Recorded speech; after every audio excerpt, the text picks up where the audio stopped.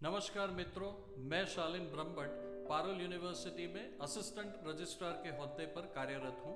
इस वीडियो में ग्रेजुएशन करने के बाद हम पोस्ट ग्रेजुएशन के लिए कौन से कोर्सेज में आगे दाखिला ले सकते हैं, इसके बारे में विस्तृत जानकारी प्राप्त करेंगे। सबसे पहले बात करते हैं टेक्निकल प्रोफेशनल कोर्सेज की। जो विद्यार्थियों ने अपना ग्रेजुएशन बीटेक, बी फार्म जैसे टेक्निकल प्रोफेशनल कोर्सेज में किया है, वे विद्यार्थी आगे एमटेक और एमफार्म में अपना एडमिशन ले सकते हैं। एमटेक में एडमिशन लेने के लिए उम्मीदवार अगर जनरल कैटेगरी से है तो उसके ग्रेजुएशन के दौरान 50% मार्क्स और अगर रिजर्व कैटेगरी से हैं तो 45% मार्क्स आए हुए होने चाहिए। इसके अलावा उम्मीदवार ने graduate aptitude test in engineering GATE की एग्जाम क्वालिफाई की होनी चाहिए। एमटेक में एडमिशन के लिए आपका मेरिट, आपका जो गेट में स्कोर है उसके आधार पर तय किया जाएगा। अगर उम्मीदवार ने गेट एग्जामिनेशन क्वालिफाई नहीं की है तो post graduate common entrance test उम्मीदवार ने दी होनी चाहिए और उनके जो post graduate common entrance test में मार्क्स हैं उसके आधार पर उनको एमटेक में एडमिशन के लिए उनका मेरिट बनाया जाएगा। यहाँ ध्यान रखना है कि सबसे पहला प्रेफरेंस उन उम्मीदवारों को दिया जाएगा जो गेट क्वालिफाइड हैं और उसके बाद जो सीट्स खाली रहती हैं उस पर पीजी सेट क्वालिफाई करने वाले विद्यार्थियों को एडमिशन दिया जाता है। Master of pharmacy, master of pharmacy में आप फार्मास्यूटिकल केमिस्ट्री, फार्माकोलॉजी, फार्मास्यूटिक्स जैसी ब्रांचेस में एमफार्म कर सकते हैं। एमफार्म में एडमिशन के लिए उम्मीदवार के बी फार्म में अगर वो जनरल कैटेगरी से है तो 55% मार्क्स और अगर वो रिजर्व कैटेगरी से है तो 50% मार्क्स आए हुए होने चाहिए। और इसी के साथ उम्मीदवार ने graduate pharmacy aptitude test GPAT qualify किया होना चाहिए। जीपैट में जो आपका स्कोर है उसके आधार पर आपका मेरिट तय किया जाएगा। अगर यहाँ पे उम्मीदवार ने जीपैट क्वालिफाई नहीं किया है तो post graduate common entrance test में उनके जो मार्क्स हैं उसके आधार पर उनका मेरिट तय किया जाएगा।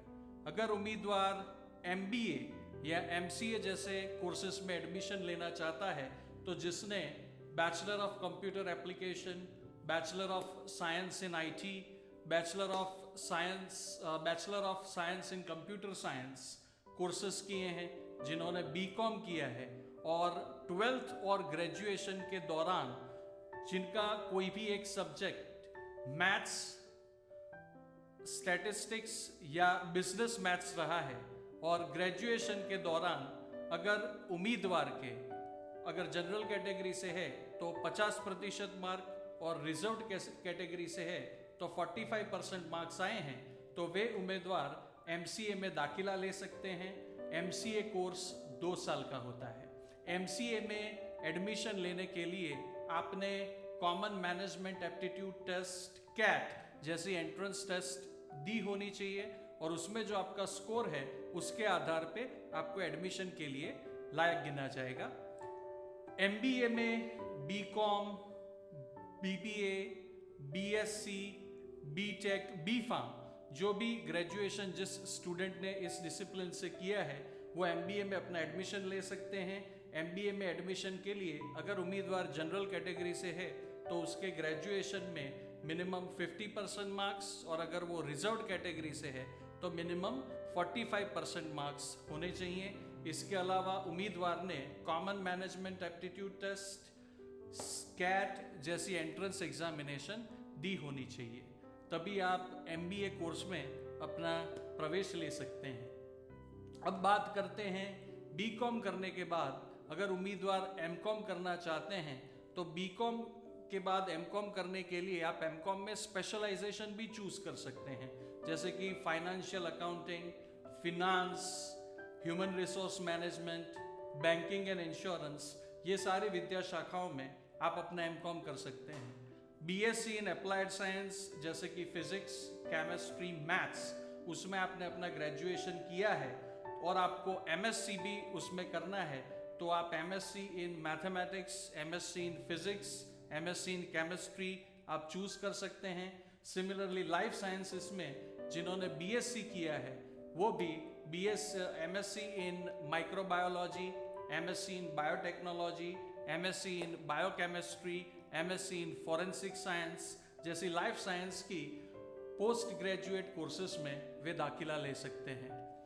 Integrated BA LLB, BCom LLB जैसी विद्या शाखाओं में प्रवेश आपने ग्रेजुएशन करने के बाद अगर स्टूडेंट आगे पोस्ट ग्रेजुएशन करना चाहता है तो वे LLM जो 1 साल का कोर्स है, LLM in IP law, LLM in criminal law, LLM in cyber securities law जैसी स्पेशलाइजेशन में आप अपना LLM कर सकते हैं।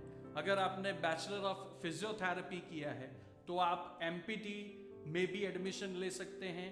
BPT जिन उम्मीदवारों ने ग्रेजुएशन के दौरान किया है वे आगे MPT कोर्स में एडमिशन ले सकते हैं। जो उम्मीदवार BHMS या BAMS किया है तो BHMS करने के बाद पोस्ट ग्रेजुएशन में आप MD homeopathy in materia Medica, Organon of medicine जैसी डिसिप्लिन में कर सकते हैं। आयुर्वेदा में ग्रेजुएशन BAMS कंप्लीट करने के बाद आप MSMD आयुर्वेदा, रचना शरीर, शल्य तंत्र, कौमार भृत्य जैसे स्पेशलाइजेशन में आगे कर सकते हैं।